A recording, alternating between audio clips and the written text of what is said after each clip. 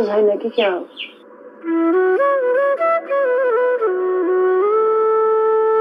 के भयो?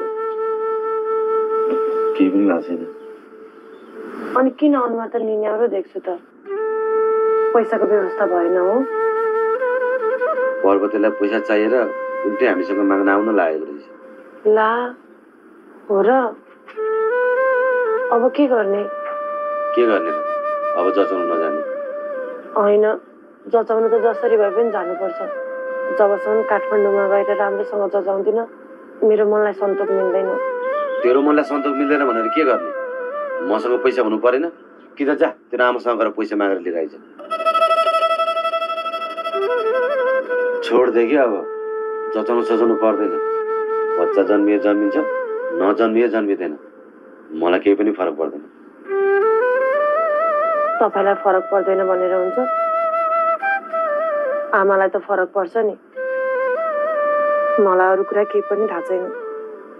जचाउन त जसरी भए पनि जाने हो। जचाएर के गर्छिस्? तँबाट बच्चा नै नहुने रहेछ भने मलाई गर्न दिन्छस् अर्को बिहे? मेरो अर्को बिहे हुँदा खुसी हुन्छस् त? केही न केही उपाय त निस्किहाल्ला नि। त्यही पनि अहिलेको जमानामा बच्चा जन्माउनलाई कस्तो कस्तो प्रविधि आइसकेको छ। मलाई विश्वास छ जचाइसकेपछि एउटा न एउटा उपाय अवश्य निस्किन्छ। केटा मान्छेबाट बच्चा नहुने समस्याको पनि समाधान हुन्छ? हजुर? छोड दे। अहिले मसँग उपचार गर्नलाई पैसा पनि छैन। फेरि पर्वतेको पनि 2 लाख रुपियाँ तिर्नु छ। पैसाको यस्तो खडेरी भएको बेलामा यो जचाउने सचाउने चक्करमा नलागौ। जचाउने मात्र त कति नै खर्च लाग्ला र?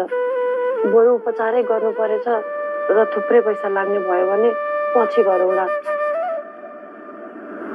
अहिलेलाई जचाउन मात्र भए पनि जाउँ न के हुन्न? पर्दैन भनेको सुनिनस्? कि दिमाग छैन तेरो? कहीँ पनि जानु परेको छैन जचाउनलाई।